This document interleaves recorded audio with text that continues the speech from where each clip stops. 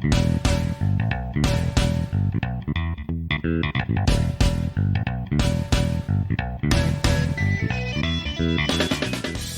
everybody, welcome back to The Goods, a film podcast. This is Brian, here with episode 69, and we got a nice show for you here tonight, because it's a birthday episode. Whose birthday is it, Dan? Hey Brian, it's your birthday. Happy birthday, my man. Another year. Hey, thank you. Yes, another year indeed, but it's not just my birthday, because pretty soon it's going to be my brother Andrew's birthday, so just like when we did this last year, I've brought him aboard again. Are you out there in the ether, Andrew? I'm here, and you're right. It's going to be my birthday sometime soon. We got birthdays a week apart, and I'm excited to be back. And the movie series that we have this week is another good one. Don't have as much of a connection to it personally as The Rock of Fire, but I'm definitely excited. Yeah, we definitely bonded over this series back in the day in some sort of way. So, yes, the films that we'll be talking about are the Spy Kids series, written and directed, among other things, by Robert Rodriguez. So, Dan, before we drag you through this deep dive, what had been your previous exposure to the Spy Kids series? Yeah, I had seen Spy Kids 1 multiple times.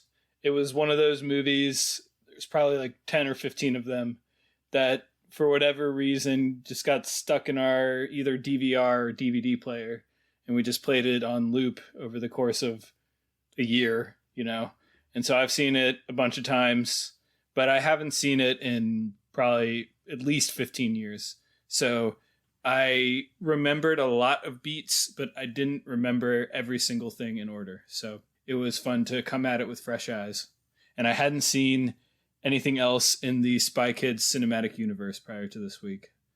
Yeah, as we'll be discussing, this is a series with tentacles, tendrils that branch out, and it's hard really to say that you've seen the whole thing.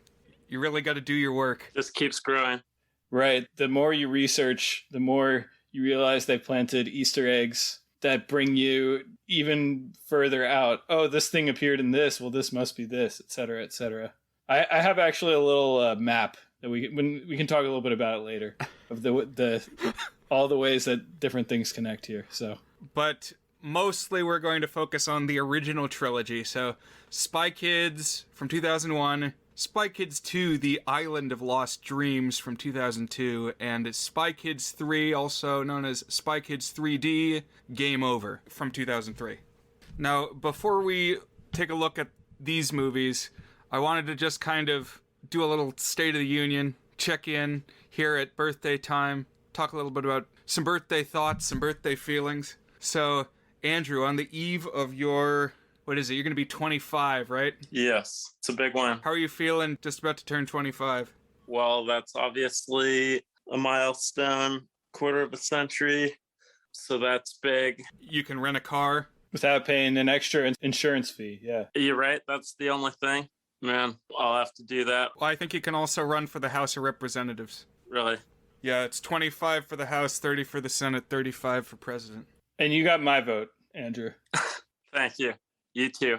I'll probably be running a car long before I ever go for that, but hopefully someday.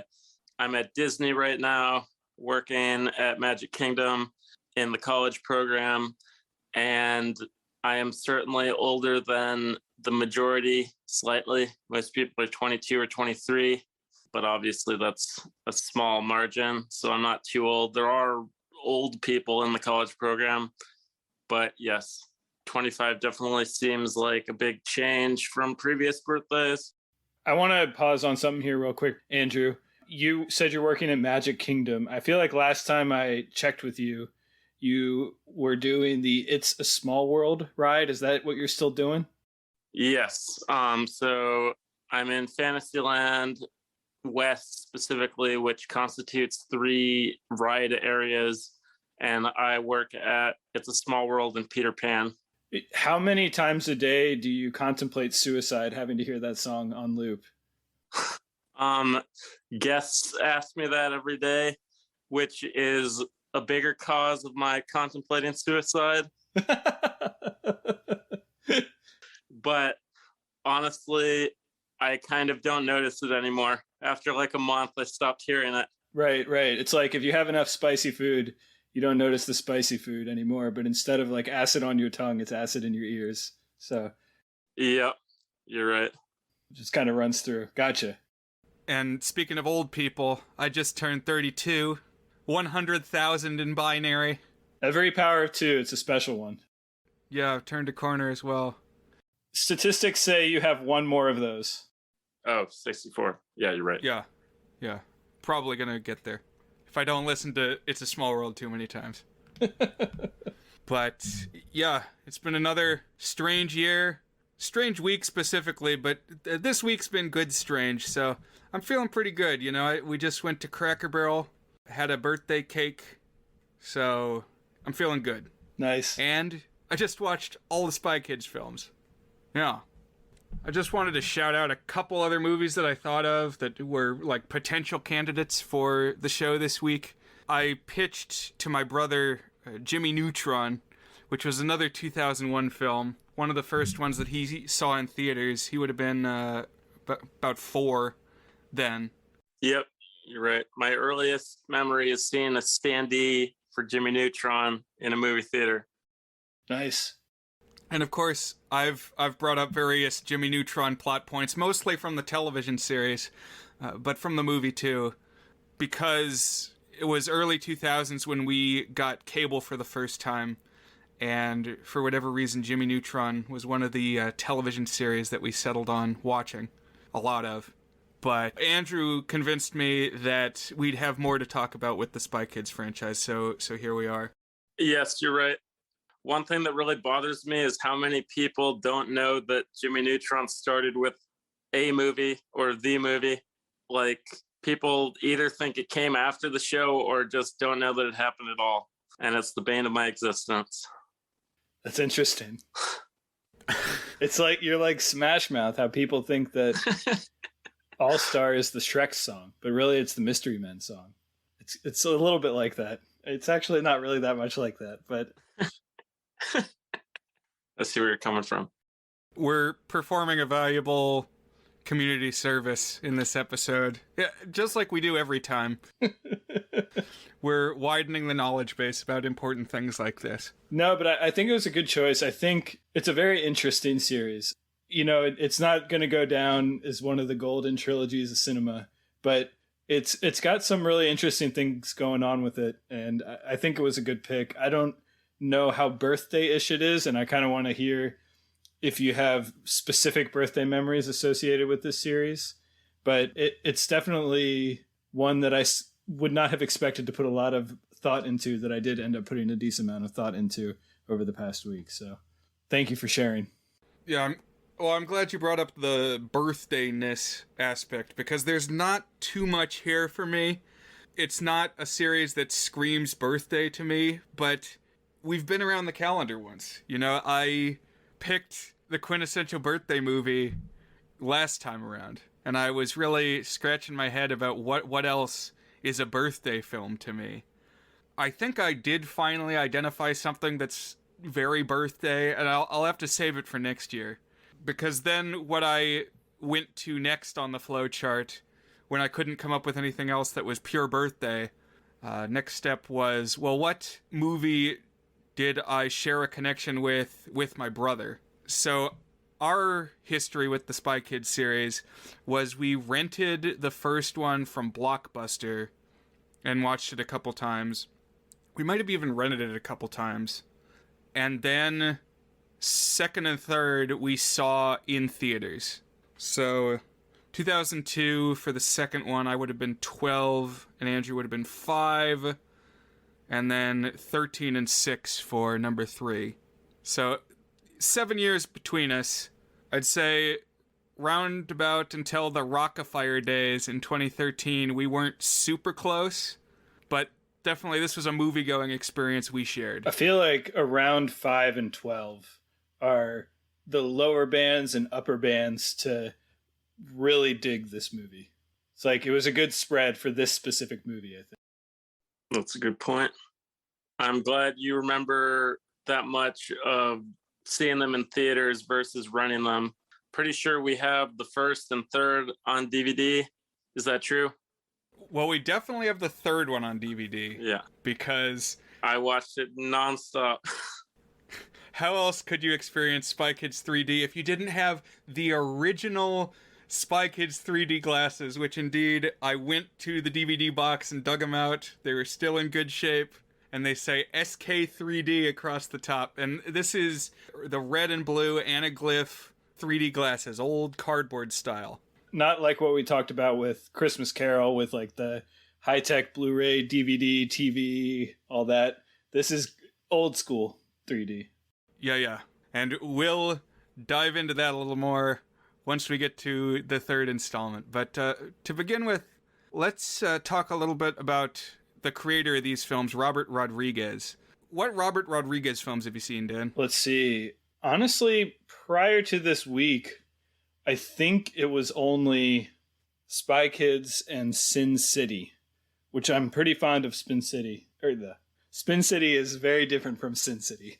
Spin City is Yeah, Michael J. Fox is in Spin City. I feel like somebody must have done a mashup of those online at some point. But no, Sin City. And let's see. So that was 2 prior to this week. And then this week I watched Spy Kids 1, 2, 3, and 4. I watched Shark Boy and Lava Girl. I watched We Could Be Heroes and Machete Kills. God damn it. Wow. Oh, That's really good. That's 7 that I hadn't seen. Pardon my French, but man, I knew that Dan would do that. Somewhere inside me I knew that if I opened the door, he would go whole hog and watch them all. I was going to watch, at the very least, Spy Kids 1 through 4, because, spoilers, we'll say it now, Spy Kids 4 came out in 2011. Basically a reboot. Yeah, it's pretty distinct from the other 3, so I'm confident in my decision to just assign 1 through 3. We will talk a little bit about 4. I thought about Shark Boy and Lava Girl, so we'll be discussing that too, but I haven't watched that yet. I thought it would be a better use of my time to, like, send in job applications and things of that ilk. You sure about that? But No, I don't I'm just know. kidding. I haven't seen the movie, so how can I judge? Pretty wacky. Yeah, so we're gonna rely on Dan and Andrew to be our resident Shark Boy experts. And then I was just gonna, like, acknowledge that Machete happened, and I literally didn't learn about, what is it? It's not We Were Heroes, because that was the Mel Gibson movie. We Can Be Heroes. I didn't know that was a thing until today, like an hour before we're sitting down to record. Yeah, I didn't know it was a thing until you sent it to me, because I thought my coverage was complete, and then I had to scramble to watch one more. So, Well, that's from like within the past year, right? yeah, it's 2020 it came out. And that is also even more tenuously connected to Shark Boy and Lava Girl than Spy Kids 4 is to the first 3. But we're getting way ahead of ourselves. The next birthday episode can be the extended universe. That's right. No, for people trying to gaze into the future, though, I will say I am cooking up a follow-up episode. So if you've been keeping your ear to the ground, you know that Scream 5 is in theaters. Valentine's Day is going to bring Zombies 3 on the Disney Channel. Is that confirmed, by the way? I mean, that would make sense. I just haven't seen that confirmed as the release date. Oh, I actually haven't been looking at press releases, but I expect it's going to be right around then. That's when the first 2 were, so Yeah. it would make sense. But it's coming, and you better believe we're going to provide some follow-up coverage. So just keep piling things on. Maybe by that point I will have watched the Shark Boy saga.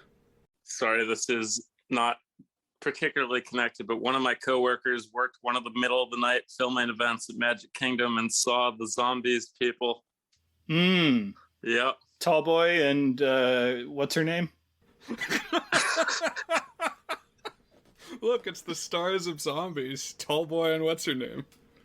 Meg Donnelly and Milo Manheim or something like Like that. those are them. That's exactly what it is. But I saw a thing pop up new on Disney Plus, and it was like the Disney Parks holiday special. Yep. With the people who were running around the park for whatever reason were all zombie stars. It was like not just those two, but also the African American cheerleader girl and Bucky, the tyrannical cheer captain. That's awesome. Yeah. So my knowledge, just to step back a moment, of Robert Rodriguez, I have seen Sin City. I've also seen From Dusk Till Dawn, which was a movie that Buzzed on Movies host Teddy introduced me to. And that was a collaboration between Robert Rodriguez and Quentin Tarantino. And the two of them, I guess, are like best friends. And they collaborate on a lot of stuff. They made the movie Grindhouse together. And this won't be the last time we talk about Grindhouse in this episode.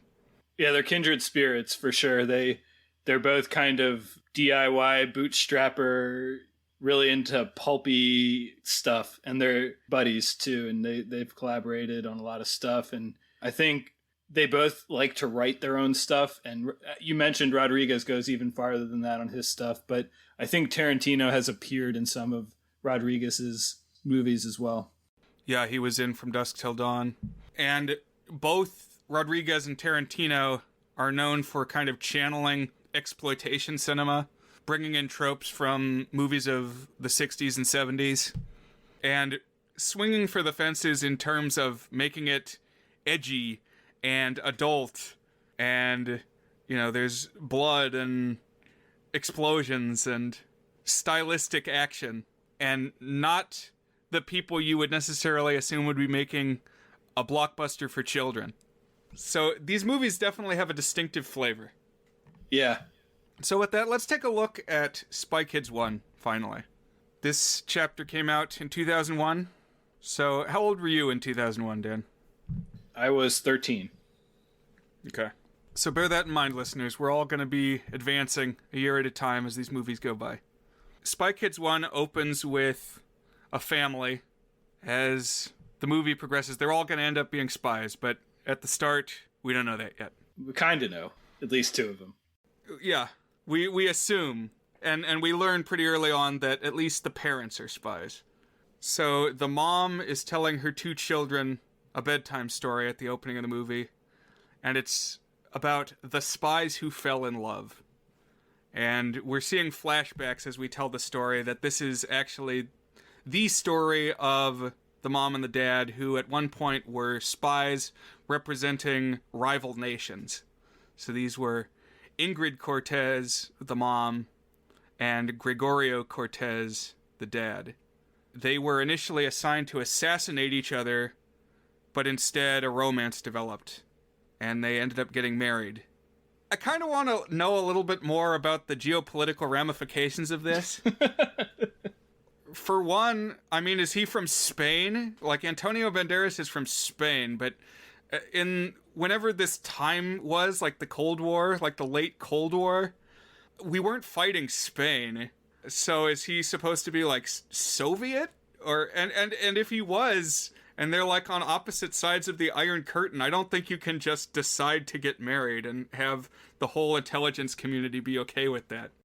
Yeah, I think in general, this series, and really everything that I would consider in the Spy Kids cinematic universe has a very fantastical vision of what a spy is. They're basically superheroes, kind of. It's like they have all skills. I mean, they're kind of the typical secret agent that you see in movie, but kind of on steroids in terms of gadgets and skills. And they're simultaneously like nanoscientist inventors, and they're acrobatic fighters, and they're everything all at once. And so, you know, one thing I've learned more as I watched the show The Americans, and also like just reading about some high profile spies, quote unquote spies, is like a lot of them are just like boring computer programmers who put files on USB drives or like smuggle documents in their shirt as they walk out of buildings. It's like far less romantic and high-tech and cool than we see here. Not to say there's not some of that somewhere in the world. Everything about the espionage element of this is definitely on the fantasy side. Well, that's a very good assessment all around. Yeah, They're basically action heroes. This first film is really the most like a traditional spy movie, and it's still not very much like one. But by the second one, it's just completely out the window. I don't know if you could even classify the second and third ones as spy movies. Right. They're just like action fantasy pieces. But the story wraps up when the mom says that the two spies got married, and when they had children, they decided to retire from field work. We know, because of all the flashbacks, that this is the parents' story, but the kids don't know that yet. So they're just dealing with their run-of-the-mill child problems. These siblings are the older Carmen, who's a preteen, and the younger Junie. So we find out that Carmen, like, regularly skips school, I guess, and Junie has anxiety, and he doesn't have a lot of friends, and he's got warts on his hands, which I'm squeamish about warts. I don't like warts. Yeah, it's really weird. I don't like it. I had warts on my foot when I was a kid, not on my hands, though. And I only had, like, one at a time. I'd never had... This dude's rocking, like, 8 Band-Aids, as if he's like a lizard man or something with these warts. I don't know how common that level of warts is, but yeah. I don't even like to talk about it, but I've had them on my fingers and on my feet at different times, but not for a while, not for a long time. One thing I want to say, it was funny that you asked my age, because it turns out that the actress who plays Carmen, previously known as Alexa Vega, her name now I think is Alexa Pena Vega or something along those lines. She merged names with her husband when she got married. She's born within 2 months of me. So she's right about my age as well. Cool. So Junie is isolated to the point that he tells his parents that he has friends that he doesn't have. He's like made up friends that they never see. And also he's really obsessed with a children's show called Floops Fooglies, which is super important to the film. This is kind of the crux of the film. And it's this weird kids show that, especially in this watch through, I was thinking, oh, he's watching Pee-wee's Playhouse. It's exactly what it is. I mean, even the guy who plays it, Alan Cumming, he even looks like Paul Rubens when Paul Rubens was a little bit younger, which makes me just think that they were cowards for not casting Paul Rubens in this role. What's kind of interesting is I was trying to figure out if I had seen Alan Cumming in any other movies, and I found out he was in the movie Buddy, which is about a gorilla. Have you ever seen that one, Dan? No. Okay, so it's this story based partially on a true story about this upper-class family in New York who raised a gorilla in their penthouse. And Alan Cumming, I guess, is in this movie playing a helper who they hire to, like, watch over the gorilla at the house. But what's weird is Paul Rubens is also in the movie. Oh, man. As, like, a gorilla expert who tells the family that gorillas are hostile creatures who will tear you limb from limb. And so it really didn't help clarify to me who Alan Cumming was, because both of these people are actually in that film. Right. But in Floops Fooglies, Alan Cumming is the eccentric Fagin Floop, and he's like a metrosexual. You know what he reminded me of also was Dr. T, because he's this guy who wears like long flowing coats of many colors, and he has this wonderland he oversees. Yeah, that thought crossed my mind as well.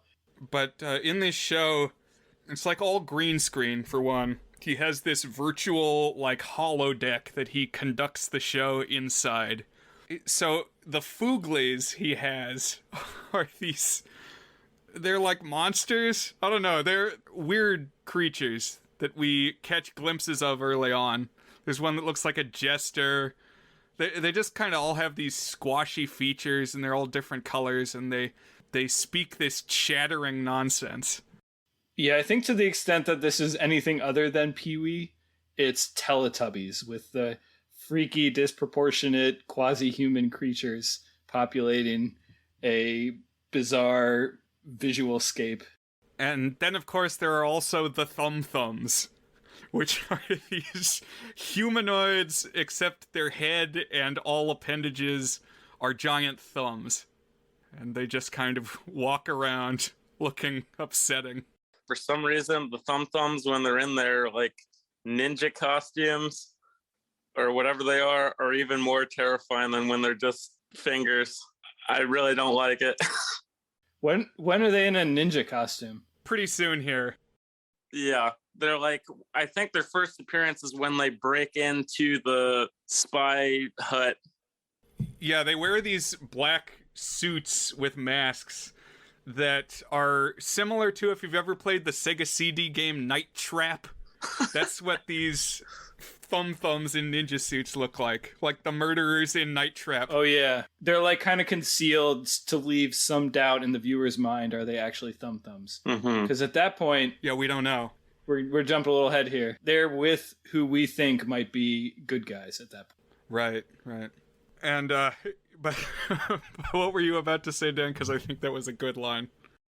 So what actually do you think is on this TV show? We see the intro song and we see his like sign off message, but what, like, is it a learning to count show? Is it like weird misadventures of the Floop Floops or whatever they're called? Like, I don't know. I'm just trying. I want to see the pilot episode of Floop's Fooglies. Yeah, and what is the demographic that he's trying to reach? Right. Is it just specifically super isolated people? Which, if it is, I can respect that. There's, I've said there's a lot of Pee-wee in Gauntlet, but there might be a little bit of Floop too. But remember, we have the parents who are spies already. And so the dad, Antonio Banderas, playing Gregorio Cortez, is receiving intel, and he learns that some of their fellow agents have gone missing. So Gregorio and Ingrid, who we'll probably just call Dad and Mom, remember, they have retired from field work, but they've been called back to active duty because these other agents are disappearing. And Gregorio has got to go find them. Specifically, the name we keep hearing is Donegan. Donegan is gone. We gotta go find Donegan. This time I learned that Donegan is played by Mike Judge, creator of Beavis and Butthead and King of the Hill. It's pretty out there. Just kind of an interesting factoid, yeah. All of Robert Rodriguez's films have both impressive and unusual casts, I would say. And having Mike Judge show up, I think, is an example of that.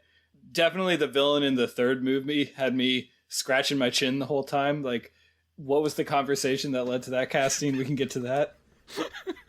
But, yeah, just, you always have interesting casts. I gotta say, the cast in Spy Kids is, in general, really good. I'm a little medium on Junie. He's the only one I'm a little medium on. He's not bad. I think the actress who plays Carmen is good, and man, getting Antonio Banderas and Carla Gugino, is that, I don't know how you say it. Yeah, it ends with an O. I don't know if it's Gugino or Gugino. Yeah, and I've seen her in at least one or two things. They're awesome, and they got some steam and chemistry together. Like, they actually seem like a married couple. I was digging this cast as I was watching. Yeah, I agree. And so Gregorio is about to head out the door on his secret spy mission, and the mom says, hey, if you get to go on a spy mission, I should too. So they head off, and they leave surprise guest Cheech Marin to supervise the kids. So here is Cheech of Cheech and Chong, and he says he's their Uncle Felix. Although we soon learn that's not the case, because, for a little while we're following the parents as they head out in this, like, cool submarine car. There's a lot of gadgets in these movies, as you would expect from a more traditional spy film, but they're always, like, wacky in some way, and incorporate just over-the-top, very fake CGI. Some of them are really clever, like the diamond ring that is the engagement ring for the mom is also a laser that can burn the ropes. And so a lot of the things actually kind of tie together the themes of the movie, but they're also just fun and goofy, like you said. A lot of thought went into the gadgets in this. But while they're under the sea in this sub, Gregorio and Ingrid get waylaid by thumbs. They get attacked. And yeah, I think at first they might be in these ninja costumes. Certainly at different points in the movie, they're concealed of what exactly they are. But Ingrid and Gregorio get brought aboard and captured by Floop. Floop's a bad guy. He's accompanied by his assistant, Minion, played by Tony Shalhoub. So, I know Tony Shalhoub best from Monk, but he pops up in a couple places. He was on Wings. What else have we seen Tony Shalhoub in? Oh, Galaxy Quest. That's what I was thinking of. Is Minion a name of honor? Is it like a title? Or is it actually his name and this was like the profession that was destined for him? Well, it's both, because most of the movie Floop is calling him Minion like, oh, that is his minion, so that's what he's calling him. But then we find out his name is actually Alexander Minion, so it's both. That's pretty good. That's Mr. Minion to you. Yeah. Or whatever he says at the end. So these guys work together on putting out the show, but they're also, as we come to learn, weapons developers. They're bankrolled by this guy named Mr. Lisp, played by Robert Patrick, the Terminator from Terminator 2, the melty one. The liquid Terminator? Yeah, the guy who can walk through prison bars. I didn't place that. That's pretty cool. And I don't know exactly who Mr. Lisp is. I guess he's just a megalomaniacal rich guy who wants to take over the world. But I do really like the idea of bankrolling weird creatives, because they'll have the crazy ideas that will make your super weapons. It's like, give somebody like Paul Rubens a bunch of money and say, okay, you make this insane art. Could you make something that would destroy the world? There could be something there, yeah. One thing you just kind of alluded to it that I think also relates to your question about the geopolitical impact of all of this. It seems like there is a global spy society. I don't know what OSS actually stands for, but it seems like it's not nation versus nation, but world versus supervillain. And that is the extent of the politics here. But I guess Lisp is on supervillain and not world side. So I don't know. They do get a little intermingled. That's really interesting, actually. So the OSS was in reality the precursor to the CIA. It's like the Office of Secret Security or something. I should really know the actual abbreviation, but it was a real government body. It was like the name that the CIA had during World War II, and then it became the CIA after World War II. Interesting. That's in our real world. But yes, the organization that these spies in the movie work for is called the OSS. And yeah, it seems to mean more than just the interests of one nation. Did you say what it really was? Well, I just searched OSS Wiki. It says the Office of Strategic Services was the intelligence agency of the U.S. during the World War II. That's what it was. Okay, so not secret security, it was... What did you say? Strategic Services. Not that that's necessarily actually what it stands for in the movie, but... Right, they don't tell you. But it's kind of like in Elf, when they use Gimbals as the stand-in department store. You're right. It's like, there was a Gimbals at one point, but since it doesn't exist anymore, we can use the name willy-nilly. Kind of the deal with OSS here. Interesting. But the next evil genius flute project that they announced at this business meeting is they are now going to start making spy kids. These are going to be robotic children made in the likeness of the sons and daughters of world leaders. So they're going to send these out to infiltrate influential families, but the robots are going to have in their heads the secrets gleaned from the kidnapped secret agents who Floop has in his possession as well. Because one of these creative genius / evil genius ideas that he has had is to, like, drain the brains of secret agents and in the process mutate them. And these mutated agents are imprisoned and forced to perform as the Fooglies on the show, which is so twisted. I'll say my initial gauging and rating for this series would have put Spy Kids 1 last, because I was, like, afraid of it. Wow. The Fooglies really disturb me, and so do the Thumb Thumbs. I think my only mention of this series prior to this episode on the podcast has been to mention that I was disturbed by Thumb Thumbs. They're uncanny. We'll see if that holds up once we reach our rating section, but yeah, these Fooglies are creepy. Another thing we learn at some point, and maybe it's around now, is that not only are these secret agents actually the freaky characters on the show, but they've been transmogrified and turned into, like, unholy death creatures, but they also now have, like, chipmunked Ivan Etniad speech, so you can record it and play it backwards and you hear what they're saying. It's like Paul is dead or whatever. Yeah, or Twin Peaks. Now, because we just watched Clash of the Titans on the goods, I put together that this really felt like a Harryhausen homage. Because Floop has clay models of these secret agents, and he mutates them by smooshing the clay. Just like when Laurence Olivier took the model of Calibos and smooshed it and made him into a monster. That's the way these Fooglies are made. And I think this is an apt thing to bring up, because definitely Spy Kids 2 has got a whole lot of Harryhausen in the mix.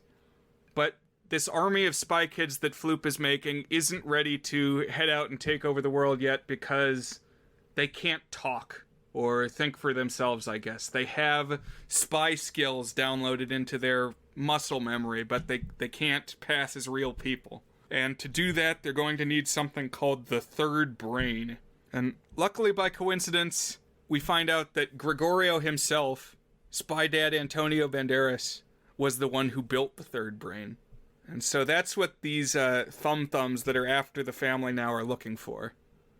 And in short order, they're attacking the house, breaking in, joined, as someone mentioned, I think it was Dan, by, like, double agents. People we thought were good, but are now turning out to be on the Thumb side.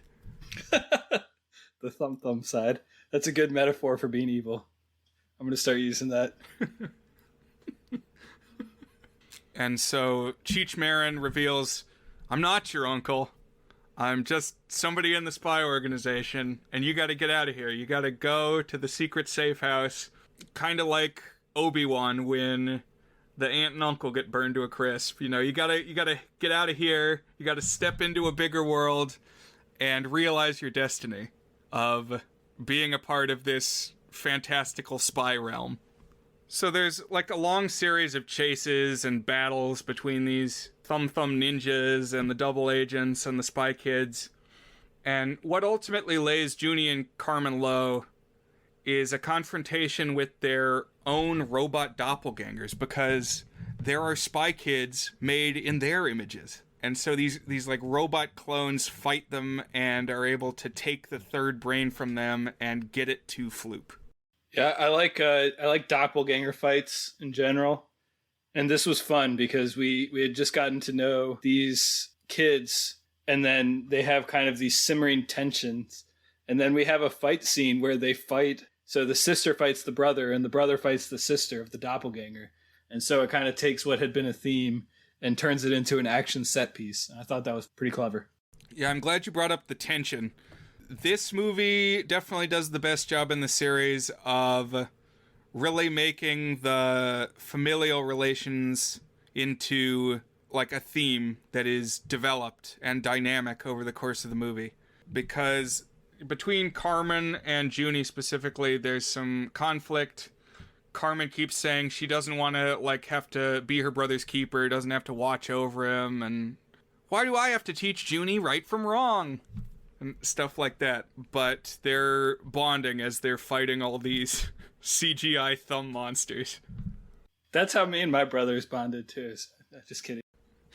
Yeah, it's like sometimes you cross Jurassic Park with some children and you bond with them that way. Sometimes you're fighting thumb robots. Also, Flip put all the work into making these kids look identical to their human counterparts, but he didn't give them normal clothes. If he gave them normal clothes, who knows how far they would have gotten. Yeah, you're right. That's a that's a step that you think they would have checked off, but he's given them these like futuristic, like 1984 gray jumpsuits. Heaven's Gate outfits. Yeah.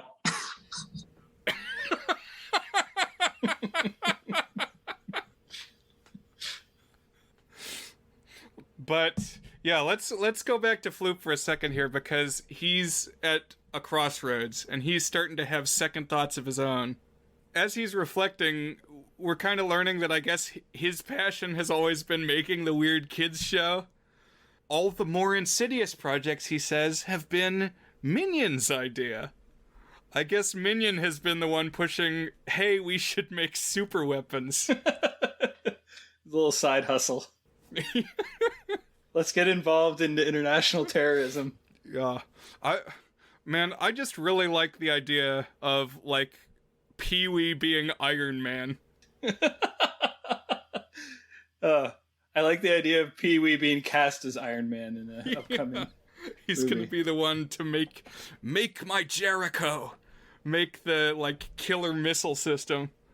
But now the Spy Kid robots have come back with the third brain, and so Minion has what he needs. He's not going to need Floop anymore, so he asserts himself, like Andrew said. That's Mr. Minion. And he locks the wishy-washy Floop inside his own virtual room. So now Floop is trapped on the holodeck, and Minion switches on the army of now intelligent Spy Kids. Oh, I think we should also talk about the moment when Minion mutates Gregorio into a Foogly that Junie made.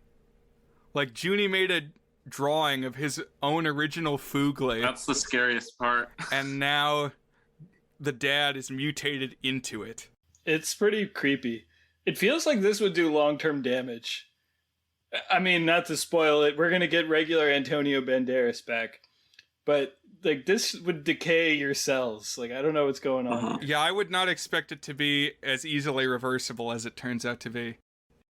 Floop is like, I think I can turn him back. And then within, like, 10 seconds, he's just back to normal.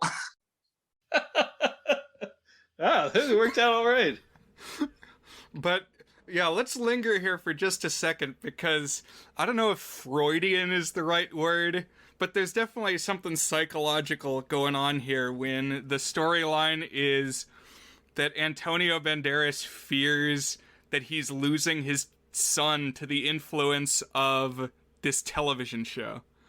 And that it's not going to be the dad who determines what the son grows into, but what the child is hearing and seeing on the TV. To be fair, if my daughters got obsessed with Floop's Fooglies, I think I'd have the doctor on speed dial. Like a regular appointment with the therapist at that point. Yep. And now the father is in the clutches of the television personality and actually being mutated into the very thing that the child drew under the influence of that personage. There's a lot going on here. You're right. There's some shit to unpack there that I hadn't even thought about. For sure. It's like this family, in some ways it's like a critique of media, like kind of controlling the way that the son thinks. On the other hand, it's like a critique on the father for not being able to foster that connection with his son, so he transforms into the very thing that his son has like imprinted in the absence of that meaningful connection of his father. No, that's some good shit there, Brian. This is good shit. It's always good shit with the Fooglies. I see that now. With the thumbs, yeah. But meanwhile, the kids, Carmen and Junie, are coming to save the day. And on their journey, they run into a guy named Machete. Now, this is Danny Trejo. So, what I've learned in my research for this episode is that Robert Rodriguez definitely has a stable of actors that he uses over and over. And I think that's common with a lot of directors. Like with Tim Burton, you're always going to see Johnny Depp and Helena Bonham Carter.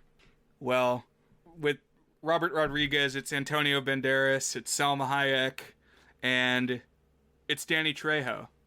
But this was the first thing I had seen him in. How would you describe Danny Trejo, guys? Andrew, what would you say? Hispanic. Yes, he is that. No. And no, for a moment, let's think about that point. Because no, I want to address that.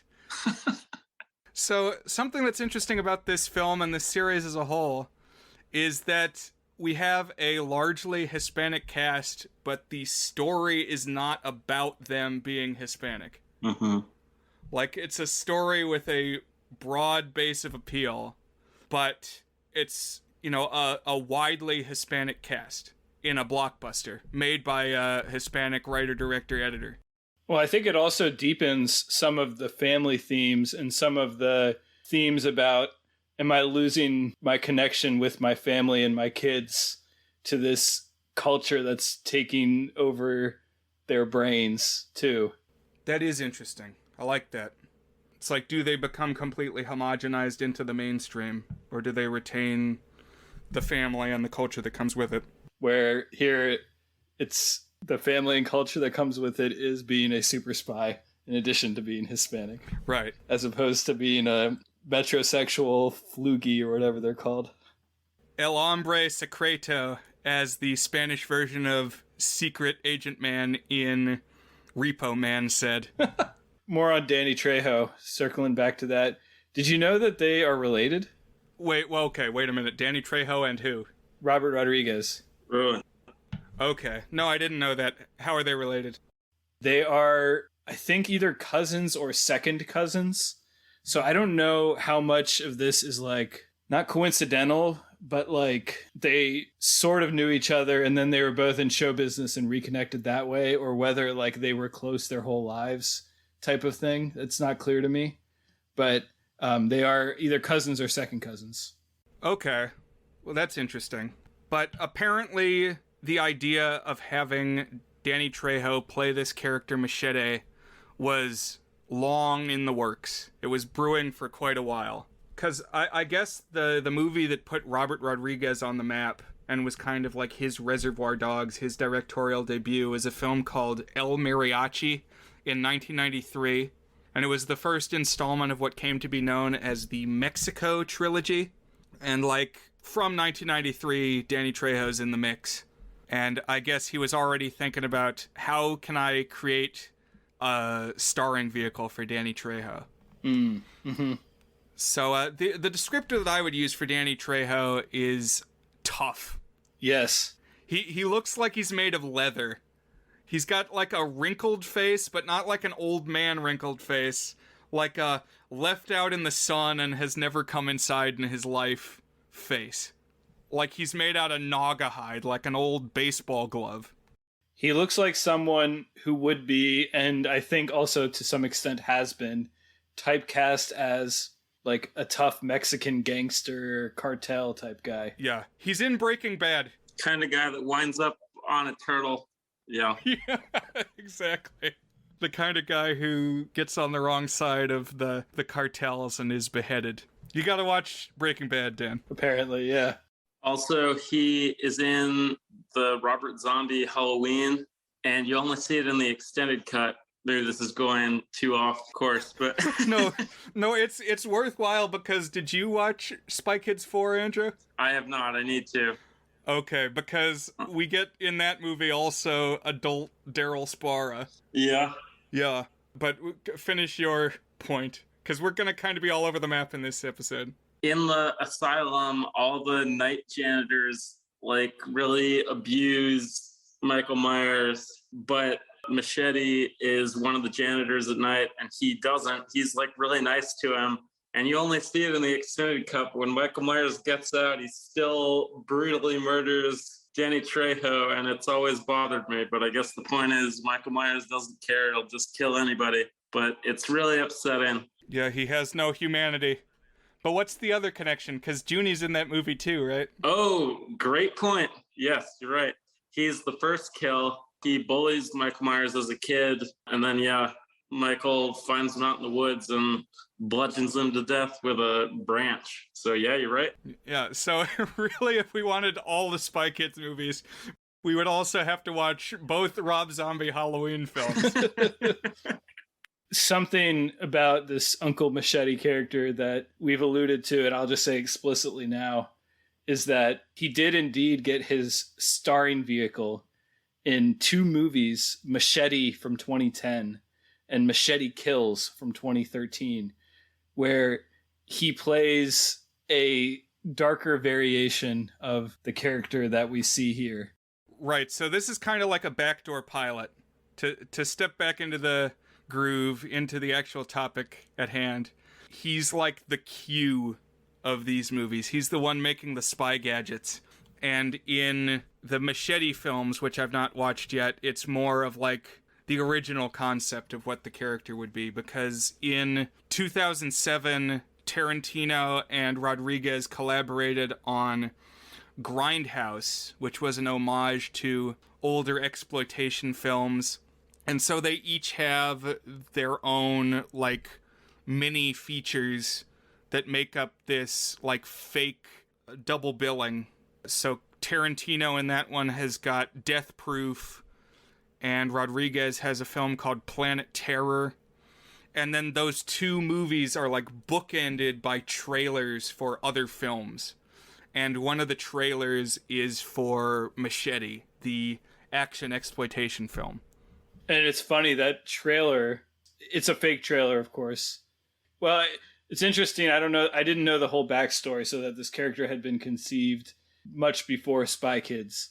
Because I thought part of the joke was probably that he was taking this obscure character from a kids show and making something really grim and violent around it. Because it is hinted in Spy Kids that Machete has done some dark deeds in his time. But when they made the actual feature film in 2010, they pulled, I think everything that we see in the trailer is either recreated, or I don't know exactly how it happened, but we actually see what is shot in the 2010 film from the 2007 fake trailer. So that's the real backdoor pilot. It's like the fake trailer turned into a real trailer for the movie. That is really cool. But here what he does is make gadgets. Yeah. And so he's got, like, gumballs that you chew up and you spit at people and it shocks them. And, like, miniature jetpacks made for juveniles.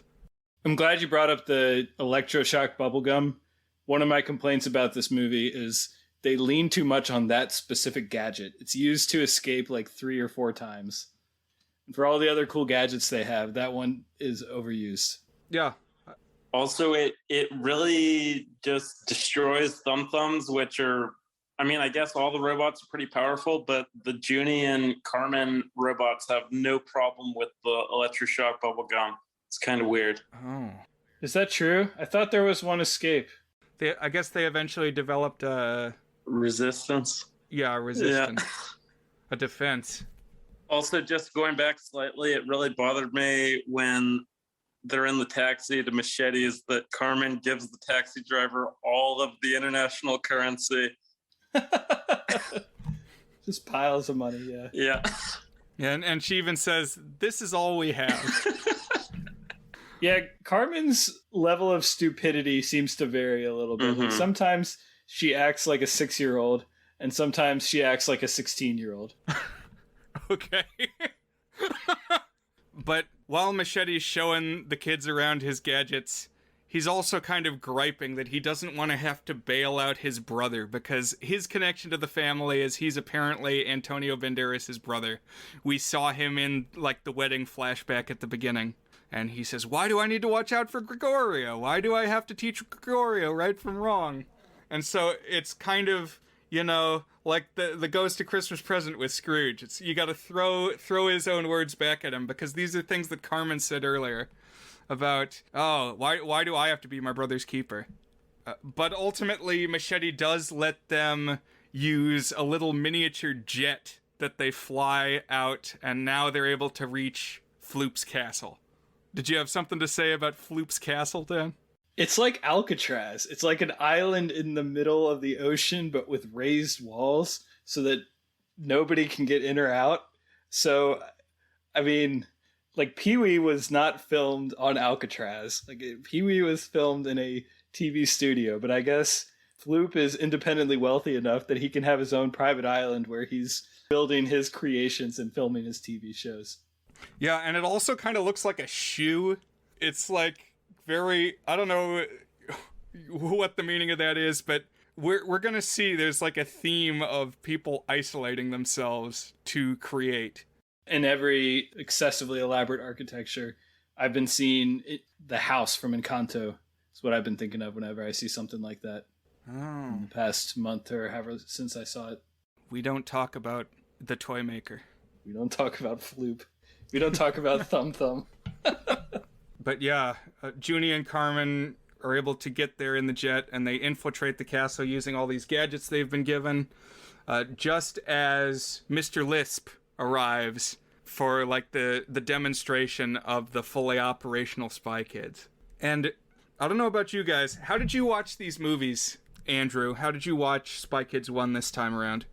Well, so the last time I watched the trilogy was the beginning of college. Before that, it had been forever. And that time I watched them on Netflix. They're no longer on Netflix, even though Netflix had the Spy Kids show. This time I watched them on Putlocker. Okay, and Dan, did you do something similar? Yeah, similar back alley viewing.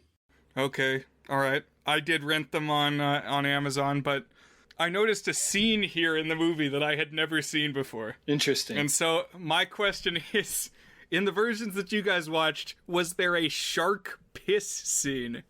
Yes. I did not remember that. Okay, Andrew, did you have this scene? There was a lot of sharks. You're right. Okay. Yeah. All right. So when we watched this multiple times as a 4 and 11-year-old, this scene was not in the movie. We watched this many times. This was not there. You sure it wasn't there? That's weird because I couldn't remember this ever happening before either, too. And I thought, I was like, oh, it's weird. I don't remember that. Is there like an extended cut or something? There must be. It must be like an Emmett Otter thing going on, because they're like swimming up to the castle, and there's a bunch of sharks just hanging in the water. And Carmen says something like, "Oh, I did a report on this in school, but sharks sleep sometimes, so we just have to not wake them up." But Junie's like, "Oh, we've been swimming around a long time, and I gotta go." And he urinates this large, cartoonish yellow cloud, and it awakens all these CGI sharks, and they get rushed by all the sharks just as they make it into the door. And I do not remember this, and I wanted the world to know. Because it's weirdly specific. It's like it'll imbalance the salinization, and that is the mechanism by which they determine if it's time for them to sleep. And it's like, okay. Hope he doesn't pee then. Every time I previously watched this film, they just walk into the castle. Like, there's no shark piss scene. But if you track it down, I guess there's a good chance that you will see this scene now. But they get into the castle, and Junie finds his way into the virtual room where the TV show gets made. And he sees that Floop is trapped in there. And I liked this scene because Junie and Floop get to have a heart-to-heart over, like, why they like this weird show. Right. And another theme of the movie is the value of children and their perspective. And you see it in a lot of different ways. And like one is the whole notion of the way that we're going to take over the world is we're going to make kid-shaped spies and secret agents. But then also like the parents worrying that, oh, why does this kid like this weird thing and all this stuff? And so it's kind of a cool payoff when Floop is trying to figure out what's the magic ingredient missing from my show. And Junie says, it's children. You need kids. Floop like loses his mind. Like, you're right. That's it. I don't know. is kind of interesting and also kind of stupid. Like, Floop, did he not think, hey, maybe I should have kids on my kid show? Like, every single show of note has done. Yeah, Sesame Street, it's got kids on it. I don't know. But yeah, It's hard to say what Floop thinks. He's a little all over the map. It's a real weird show. But yeah, Junie does make this recommendation of you got to include kids, and ultimately makes the judgment that Floop is a good guy. He might be a little confused, but his heart's in the right place. He might have dabbled in international terrorism. And he helps free him from the simulation. So now Floop's on their side, and he's running around the castle helping, like, unfooglify Gregorio. As Andrew said, pretty much immediately. And now they're ready to confront the group, Minion and Lisp and this army of spy kids that they've made. And luckily, Floop is able to, like, remotely flip the switches that he needs to make the spy kids good too. So at the moment of climax, they don't attack the family, but instead they attack Lisp and his cronies. And right before that, Machete and Antonio Banderas reunite. Yes, Machete jumps into the fray as well, and he's gonna stand by the side of the Cortezes. But we do get an epilogue that shows a happy, more functional family.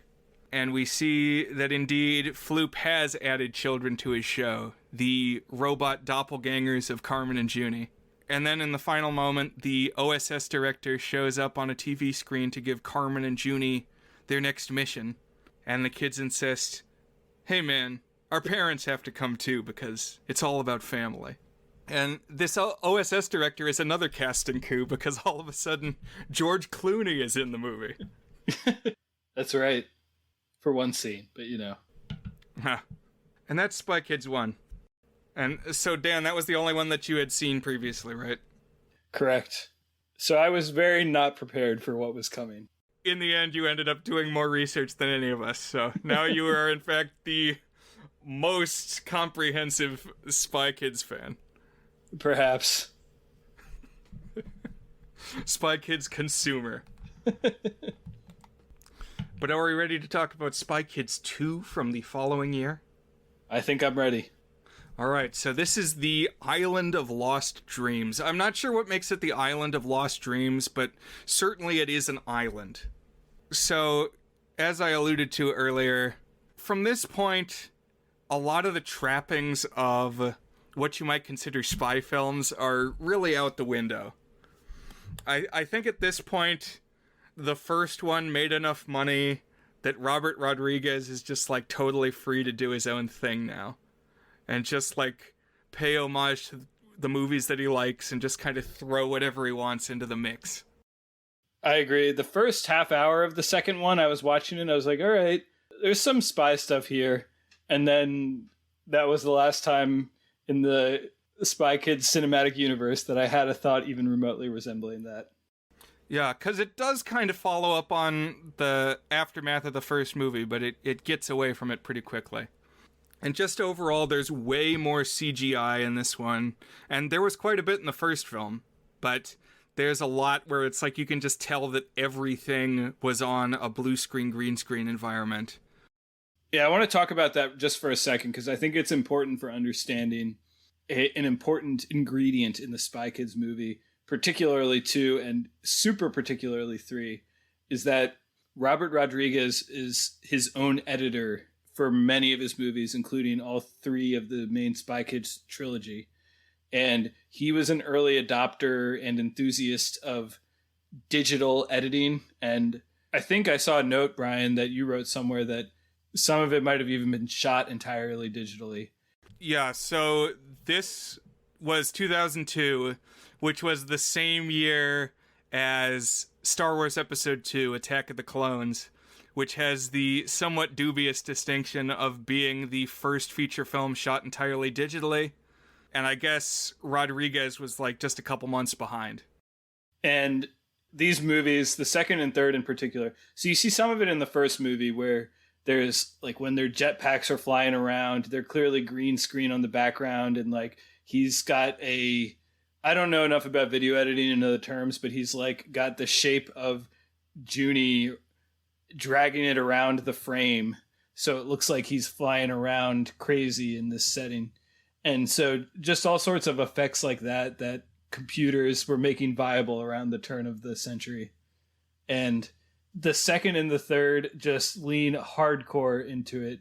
Everything is green screen, digital editing, just like a Crayola dollhouse playset, practicing his skills, just trying out wild shit and seeing what sticks with like messing around with these digital tools that he has. Yeah, no argument here. But I will say Spy Kids 2 is the first one that we saw in the theaters. I have fond memories of going to see this one. And we also got a lot of the McDonald's toys, because something Andrew taught me is that all of these movies actually had partnerships with McDonald's. Isn't that right? Yes. Every movie had McDonald's toys. I was surprised rewatching that Spy Kids 3D, I don't think had any McDonald's product placements. But yes, every movie had toys. And the first two definitely have prominent product placement. Yeah. The first movie's toys are like generic spy devices. The second, all assembled together into Ralph is the name of the bug, right? They're one of those unique McDonald's toy lines that assemble into something greater. Oh, they Megazord. Yeah, pretty much. And then the third are like weird 3D hologram strange things that aren't as cool, but they're still pretty good. Those are the ones I remember the best. But yes. I thought we had a toy of the bug. I guess we had a non-negligible subsection of the bug. It's like one of the toys is sunglasses, and it like makes the bug's eyes and stuff. But we had pieces like that. So yeah, Junie's one example of the just omnipresent CGI is Junie has like a little spy bug in this one that assists him. It's like his little R2-D2 or his Boobo. It is his Boobo. But Spy Kids 2 opens at a theme park, and the theme park, it's not Disneyland, but it is Troublemaker Studios land. It is themed to the studio that Robert Rodriguez runs and that made the film itself. So like there's this like bad boy Dennis the Menace or Kelvin kid who's their logo, and he's like all over this theme park. There's a mascot of him. And where do you think that costume is now? Because I want it. Oh, man. There's like a Blockbuster kid who was their mascot early on, and I saw somewhere pop up a video, or maybe you found it on YouTube, Andrew, of a guy running around in a Blockbuster mascot costume. Do you remember that? And does he fall over a bush or something? One of those good, like, YouTube haiku videos. Yeah. Just a short little thing. Yeah. But here in this scene, it's the president's daughter is, like, at the grand opening of this park. And she boards this ride called the Juggler, which is just another example of the crazy CGI. But I really would like to go on a amusement park ride that juggles you. I couldn't disagree more. This theme park seems like it would kill any person who attended. The rides go like 170 miles an hour, blurring through the air, like things flying in the air. I was terrified as I was watching this. But I like the idea of things actually leaving the ground and like fully unrestrained at a theme park. I mean, it seems like something that's guaranteed to fail as soon as there's like even a 10 mile per hour wind, but it was still kind of a cool concept. I mean, it seems like the Juggler is the only one that wouldn't necessarily kill you straight off of G-force if it ran correctly. But obviously there's a lot going on. Because there's actually like one that like intentionally crashes into itself, right? Oh yes, that one too. Yeah, you're right. So I think you could survive the juggler if it ran right, and it would definitely be the coolest one to be real. So the G-force thing is interesting, and this is just totally, I know we're kind of going all over the place here. This is probably the most all over the place here thing. When I was in high school, me and my friend Tyler, we learned about in physics class when studying G-forces that 10G, so that's 10 times gravity as an acceleration. So that's what G-force kind of measures. It might be slightly different from that. But if you manage to accelerate at 10G, that will make humans pass out. And if you accelerate at 20G, that will kill you as a... So I think we're in death territory here.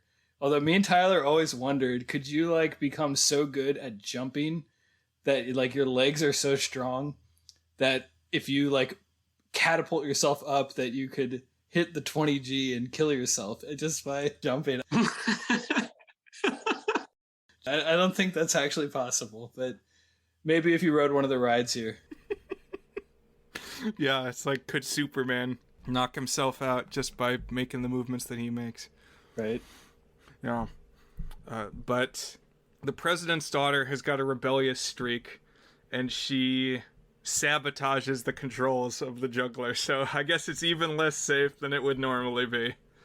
But she like gets out of the moving ride and stands on top of it and demands that her father, the president, come to rescue her. And as like additional collateral, she announces that she's stolen the transmooker device. So that's going to be our MacGuffin, I guess, here in this film. This transmooker device that we won't know what it actually does for a while. But the president himself doesn't come to rescue her. The spy kids get sent in. And I guess now this is officially a branch of the OSS. Although it's kind of like a Watchmen thing where they're never actually called the spy kids, I don't think. Like, their building says OSS Junior on it. And they have the, like, code numbers SK1 and SK2.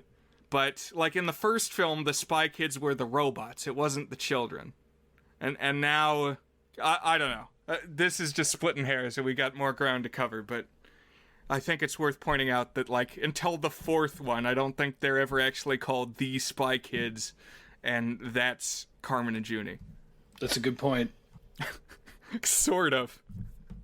I really think they missed the ball. This should have been subtitled The Transmooker Device, because I just got so much joy whenever they would shout, "They took the Transmooker Device!" It sounded like something out of an Adam West Batman movie. Yeah, it would be more apt than The Island of Lost Dreams, because whose dreams are lost? I don't know. Where do dreams feature into this? There's a new Floop song in this movie that then gets covered by Alexa Vega as wannabe teeny bopper pop star called Island of Dreams, and she's singing about dreams. And where do we see dreams in this film? There's like, who's dreaming? Nobody dreams here. Well, that's interesting because dreams are extremely prominent in Shark Boy and Lava Girl. Oh, yeah. But they're not really in any of the Spy Kids. Okay, well, I want to make sure that you guys get a few minutes to talk Shark Boy and Lava Girl, so we'll be there soon. I don't want to get ahead of things, and I don't know if this is really why it would be called that. I think the name is just probably nothing, but Romero's dreams were kind of crushed by himself. Okay, no, that's fair. Yeah, I think you're right. Like, it's not exactly it's a dream in the sense of a goal, and it's lost in the sense of being dashed. It's like potential that wasn't realized. Mm-hmm.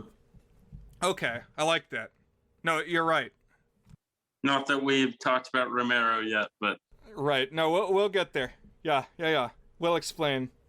So the Spy Kids get called in to scale the ride and save the president's daughter. And this is when we meet a new pair of Spy Kid agents, because it turns out Carmen and Junie aren't the only spy siblings in the game, because here are Gary and Gertie Giggles, they turn out to be the children of Donegan Giggles. I kind of thought that Donegan was the dude's last name, but I guess it's his first name. That feels like a retcon to me. Donegan definitely seems like a last name. This is Mike Judge from the first movie, now no longer a terrifying Foogly abomination. He's back in his human form and apparently has human children. But Gertie is played by Emily Osment from the Hannah Montana show. Younger sister of Haley Joel. And Gary Giggles is like, he's the bad boy. He's like the oldest you can be and still be a spy kid. And apparently Carmen has got a crush on him. So he'll always do something that pisses Junie off, and then Carmen will come to his defense and like justify his rude behavior and excusing it. And Junie's getting fed up with that. And I'm Team Junie on this one. This dude's a little shit. I don't see what she sees in him. She could do better. Says the Dan who was 14 when Spy Kids 2 arrived on the scene. That's a very good point. But Junie succeeds in rescuing the president's daughter from this ride gone awry. Gary insists that he be allowed to bring the transmooker down so that they both look good. And in the next scene, we're at a banquet where all of the OSS is meeting. They're going to announce the next director of the OSS, and Gregorio thinks he's got a shot at it. But instead, Donegan gets the job. He gets appointed the director of the OSS. His kids get the prime #1 Spy Kids slots. They get promoted to something called level 1, which I guess Carmen and Junie are only level 2.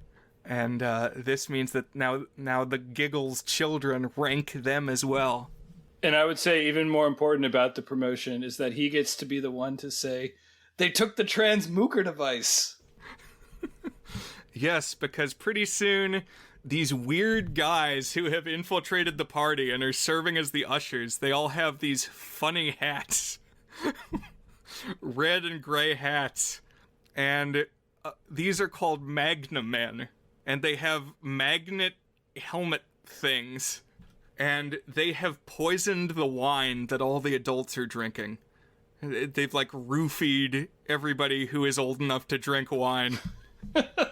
And so the president, who's at this thing too, and all the influential spy adults pass out.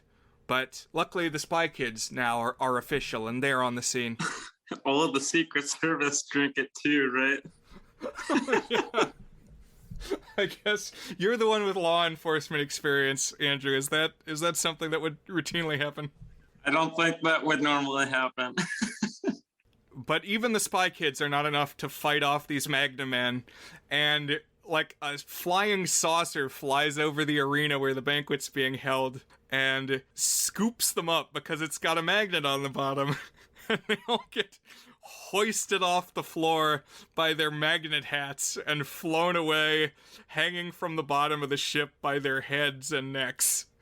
And for whatever reason, I think this is really funny.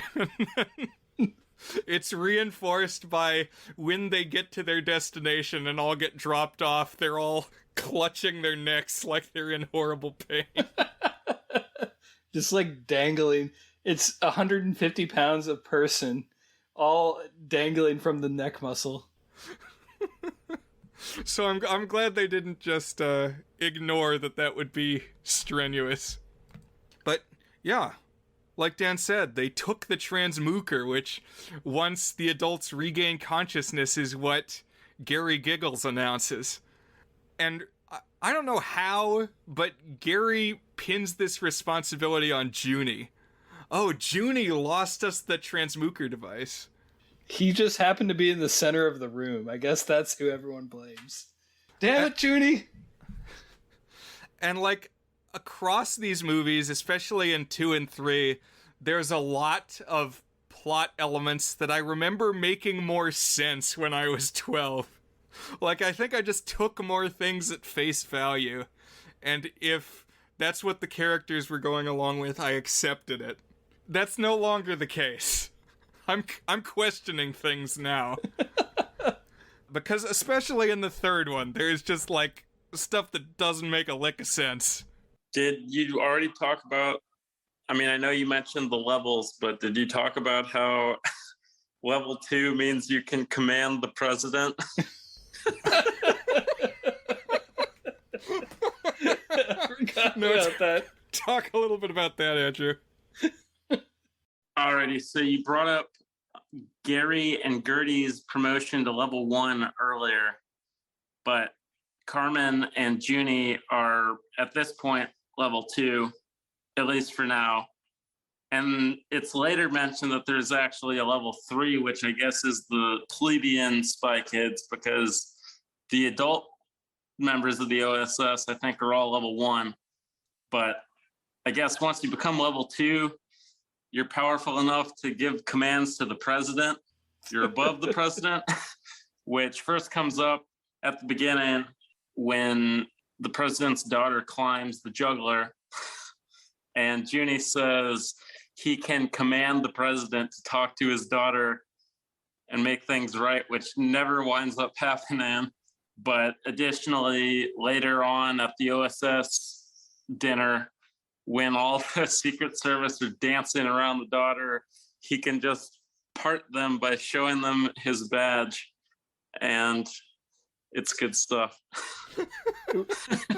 Like, who can level 1 control at that? Yeah. Who can level 1 control? The Pope? Or, like, I don't know. Oh, man. No, that's a great point. I will say, and this is just an example that I don't have that many stories to tell. I have brought this up on the podcast before. But at one point, I had a friend who, she was involved in the intelligence community, and she took me and a couple people to the Oval Office in the White House and the Situation Room. And somebody asked her, like, half jokingly, if you wanted to, could you touch the president? And she said yes. Like, very matter-of-factly, yes, I could touch the president. So maybe there is something to that. But now the spy kids are at a disadvantage. They need to chase after these Magna men who have absconded with the transmooker device. And at first, of course, it's the Giggles children who get the assignment. But Carmen uses her hacking skills to instead get the assignment for herself.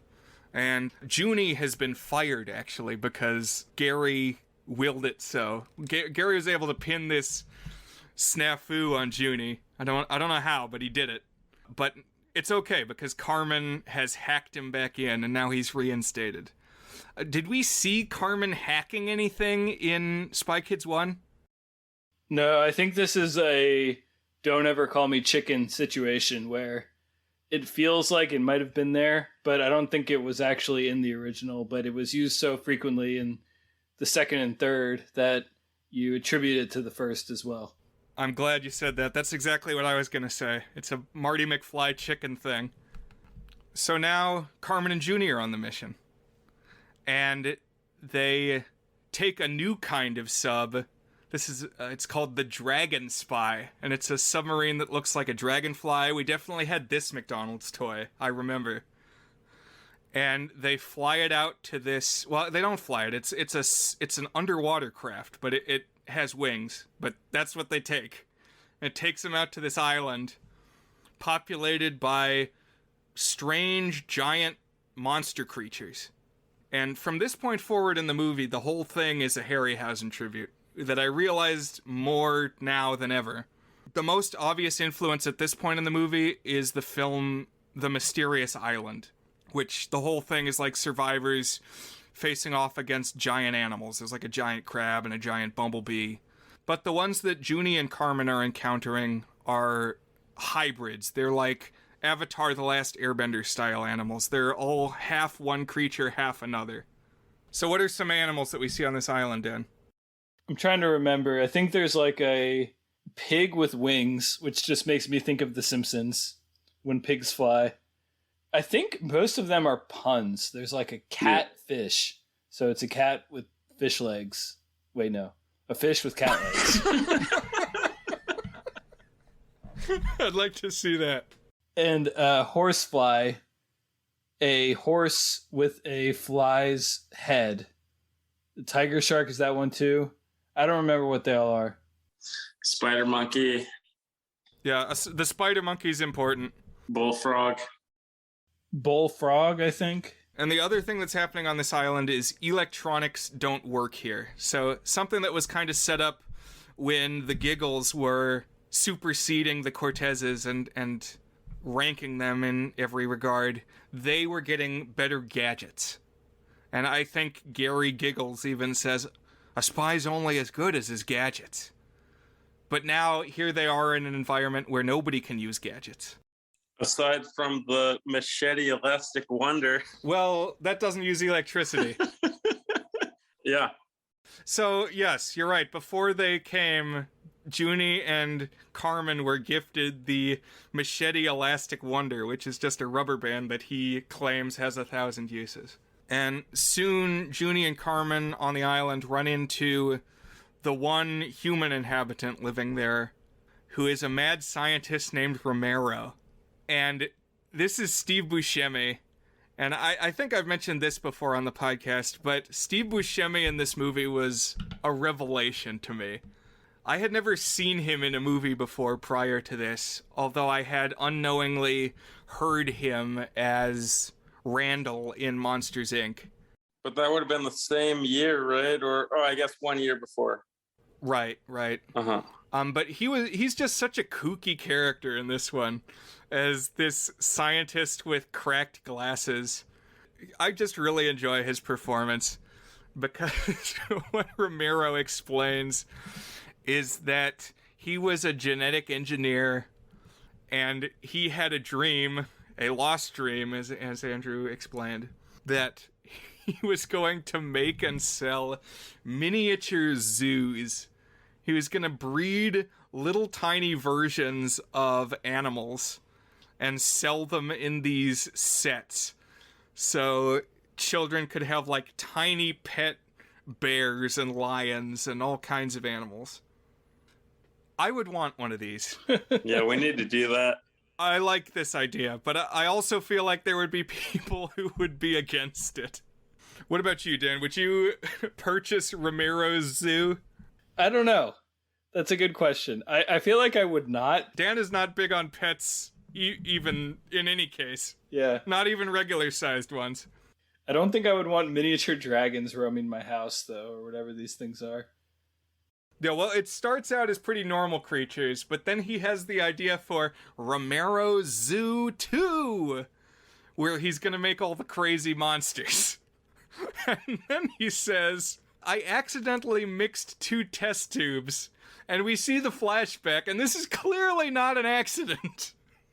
He's very clearly intentionally mixing these things together to make the monsters that are miniature bigger. He says, for children with meatier hands. But this is just the stupidest, wildest thing. He wants to make them bigger, yes, for kids with meaty hands, but apparently I don't know how much we're supposed to unreliable narrator project upon him, but that he gives him 4 drops instead of 2 drops, so now they're taking over the entire island or something. And so now he just cowers in fear in his little lab inside the volcano on the island, while all his big monsters are roaming and in control of the rest of the territory. Is getting slightly ahead, but somehow he has some way of not exactly controlling the ones up above, but like linking the ones up above with his miniature versions on the model. Kind of confusing. Yeah, it's weird, but I kind of like it. Yeah, I like it too.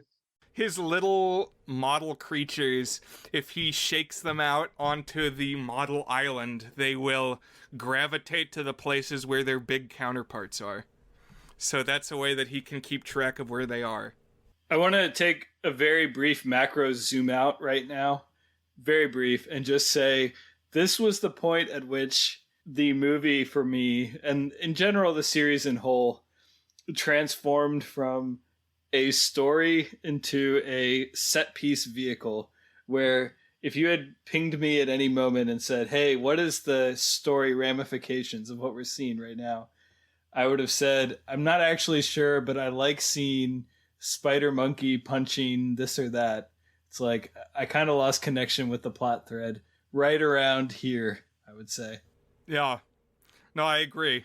My takeaway from Spy Kids 2 as a 12-year-old was I just loved this film. I was super into this one. This was my favorite. It's fallen back a few pegs now. Just realizing how little sense some of the stuff makes and how you can't necessarily call it a story. It's just kind of like a lot of cool things that are happening. But it's here that Steve Buscemi gets to make a line that has launched 1,000 memes in recent years, where he says, "Do you think God stays in heaven because he, too, lives in fear of what he's created?" And so, like, if you see a Flash game where minions are giving birth or something, this is the time to deploy this Steve Buscemi quote. Any, like, terrifying cringe thing on the internet. Do you think God stays in heaven because he too lives in fear of what he's created? Like, what has humanity wrought, and is this what the creator meant for us to do with our time on this planet? Minor tangent. His name is Romero. I don't think Steve Buscemi is Hispanic. He does not look Hispanic, at least. And so giving him a blatantly Hispanic name, I think of Romero as kind of having a tough vibe to it, an intimidating vibe to it. That made me laugh a little bit. It is kind of interesting. I mean, the Romero I think of is George Romero, the zombie film pioneer. I'm pretty sure he's pretty white bread. But I don't know. No, it is interesting that he's got the Hispanic name. And as we said, Latino actors...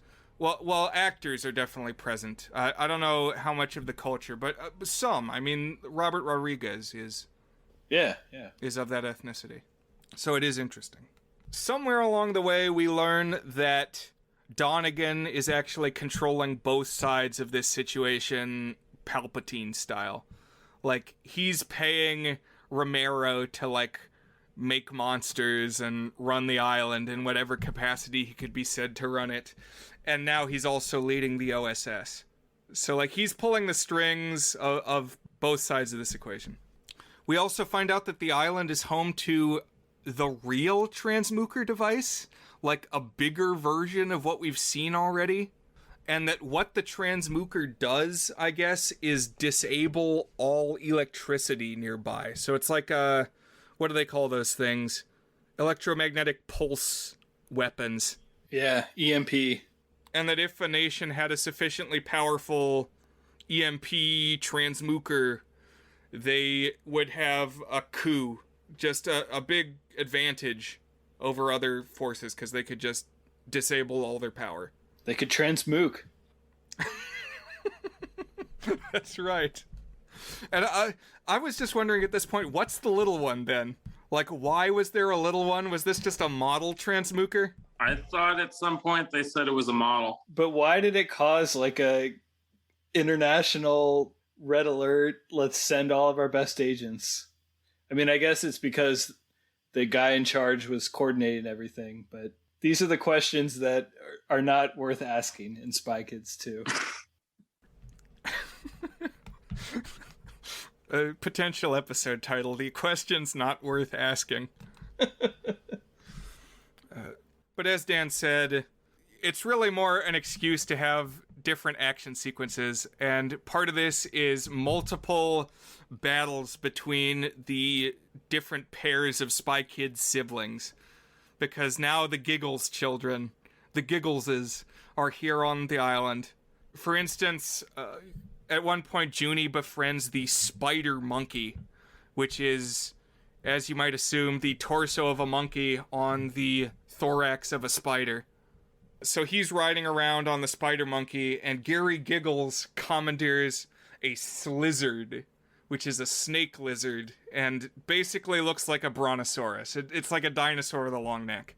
As they're battling multiple times, Carmen is kind of starting to see through whatever allure she found in Gary Giggles. She's losing her crush, although not entirely by the end of the movie. He does have the spiked up hair in the front with the bangs. It's a good look. Very 2002. And he's pretty tall. He's definitely taller than the other Spy Kids, if just by merit of being older. But there's just Harryhausen moments galore. So, like, the battle between the spider monkey and the slizzard is very reminiscent of the Cyclops in The Seventh Voyage of Sinbad fighting the dragon. And I already mentioned that giant monsters on an island is the entire premise of Mysterious Island. The spider monkey also looks a little bit like Mighty Joe Young. Did you see any of that, Dan? I can see that, yeah. A little bit. And then what really tips it over the edge of there's no gray area here, he's definitely paying homage to Harryhausen, is there's a freaking skeleton battle. Yeah, they're skellies. And they've got the swords and everything, and they're all fighting. So I think when you throw in the, like, Calabos clay mutation from the first movie, Rodriguez must have liked Harryhausen films. And now, he, because he had a successful movie, or a whole string of successful movies, he doesn't have to make a conventional spy movie now. He can just make a Harryhausen monster movie. Except that the monsters are CGI that 20 years later would look very outdated, to put it in a straightforward and bland way. But yeah, it's all shitty CGI. It's not quite Ivan Ooze in Mighty Morphin Power Rangers bad. It's only a couple levels above that, though. I mean, some of them look kind of fun and kind of interesting, but it's watching it nowadays, it's definitely, whenever there's CGI as opposed to non-CGI on screen, it is very glaring. Whereas Harryhausen, the stuff that he was doing was always the coolest and most timeless part of that movie, at least of the two that I saw. Well said. Yeah, this may not stand the test of time, but I'm glad that we're revisiting it here.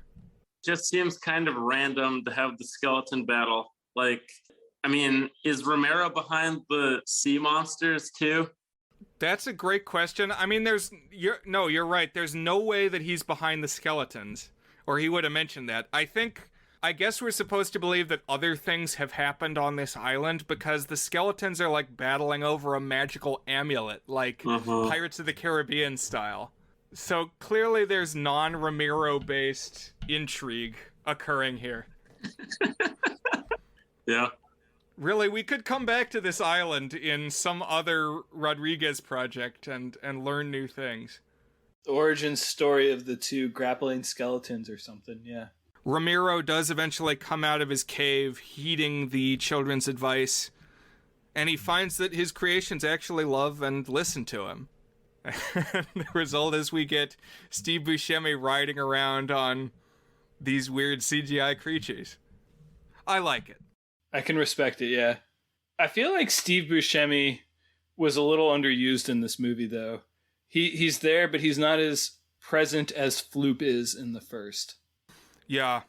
I think neither of the subsequent creator antagonists really matched Floop.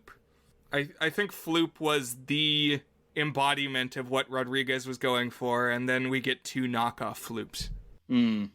Although I think Buscemi is a better actor than I think either of them, for sure. But certainly, I was thinking of Spy Kids 1, Alan Cumming or whatever. Mm-hmm. Although he gets to do some fun stuff in Spy Kids 1. But yeah, I agree. Yeah. So the parents are in Spy Kids 2, and I remembered them having a bigger role, but it's like very minor. Because the whole movie, they're like making their way to try to track down the kids. And they're joined partway through by the grandparents, who we hadn't seen before. The grandfather is played by Ricardo Montalban. So bringing in kind of a more vintage Hispanic actor, Latino actor. I think it's interesting that who was Ricardo Montalban's most iconic role but Mr. Rourke, the host of Fantasy Island. And this is a movie about what else but a fantastic island. He's also going to be important in the third Spy Kids film. Kind of the gist of Fantasy Island was like, you want to be careful what you wish for. Because people go to the island to like have a fantasy made real. And then they often have to reckon with the consequences of that. Like to the point that recently Blumhouse made a Fantasy Island that was a horror movie. So I think it's not coincidence that he's cast in this role. It's a good pull. It's a good connection. But eventually, this family, the parents and the grandparents, they make it to the island, and they're here to rescue the kids. And here at the moment of climax, there's a big confrontation where everybody's together. And Gary, at one point, grabs up the transmooker and, like, trains it on the parents and grandparents, like he's gonna attack them with it. And I guess it doesn't work because Gertie sabotaged it, but, like, how would this have worked anyway? Because it's not a frickin' laser gun. It's like, it turns off electronics. How are you gonna shoot Antonio Banderas with it? I'll go back to my questions not worth answering line. I mean, I agree. I also want to point out Antonio Banderas is very checked out. He's very hammy and eye-rolly in this movie, whereas he was actually trying to play a dad in the first movie. He was the one who I could tell read the script and realized the direction the franchise was going and drastically adjusted his performance accordingly. Antonio Banderas is not in Spy Kids 4. Is Carla Gugino? No, she wasn't in it either. But Mm-hmm. But the president flies into the island because once they do disable the transmooker, now all communications devices work and the island is more accessible. And so everybody convenes on the island. Ramiro is free now, and he gives Junie the little miniature spider monkey as a keepsake, and everybody flies back home. And we get kind of an interesting music video. What happens in this music video in the credits, Andrew? So Machete gives Carmen a microphone that makes her sound like, trying to think of what the fake singer name he tells her is. I think it's Brittany Cortez. Okay. So she's all auto-tuned and sounds great. And later on, Junie slaps a belt on her, also from Machete, that makes her dance like crazy. And then he gives Junie a guitar or something that helps him play the guitar that makes him sound like... I think he says Angus Van Santana. Yeah, there you go. And yeah, so they're just killing it out on the stage. I wish I could have been out in that crowd. But yeah, it's good stuff. I don't think the song is as good as the Game Over song, but it's pretty good. Yeah, same page. Better song in the third one, but that's literally the only thing I liked more about 3 than 2. Uh-huh. And 2 had a music video, so. Yeah, you're right. That wraps part 1 of Brian's Jumbo birthday episode on the Spy Kids trilogy. Join next time as we discuss Spy Kids 3, Robert Rodriguez's extended Spy Kids universe, and answer, is it good, for all of the Spy Kids movies.